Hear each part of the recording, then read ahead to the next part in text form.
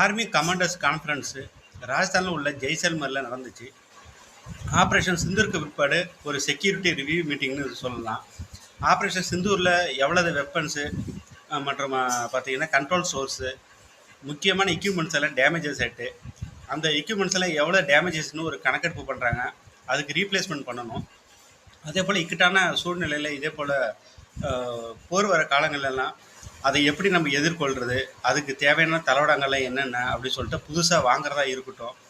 இதே போல் அக்னிவீர் திட்டம் கடந்த 4 ஆண்டுகளுக்கு முன்படி தான் வந்துட்டு அக்னிவீர் ஸ்கீமை சேர்த்தாங்க. இதில் 4 பேர் ஆர்மியில் சேர்த்தாச்சுன்னா ஒருத்தவங்க ஆர்மியில் இருப்பாங்க, 3 பேர் பார்த்தீங்கன்னா 4 வருஷத்துக்கு பிற்பாடு வீட்டுக்கு அனுப்பிச்சிருவாங்க. அது அடுத்த வருஷத்தோட அந்த ஃபஸ்ட்டு அக்னிவீர் பேட்ச் பார்த்தீங்கன்னா அடுத்த வருஷத்தோடு முடியுது. அதனால் ஆர்மியில் வந்துட்டு 4 பேர் சேர்ந்தாச்சுன்னா ஃபஸ்ட்டு இப்போ ஒருத்தவங்கள தான் வச்சுருப்பாங்க, 3 பேர் அனுப்புவாங்க. ஆனால் இந்த ப்ரொபோசலில் 4 பேர் சேர்ந்தாச்சுன்னா 3 பேர் ஆர்மியில் வைக்கிறதா, ஒருத்தவங்கள வீட்டுக்கு அனுப்புறதா இருக்குது. அவங்களும் பார்த்தீங்கன்னா கவர்மெண்ட் ஏகப்பட்ட ரிசர்வேஷன்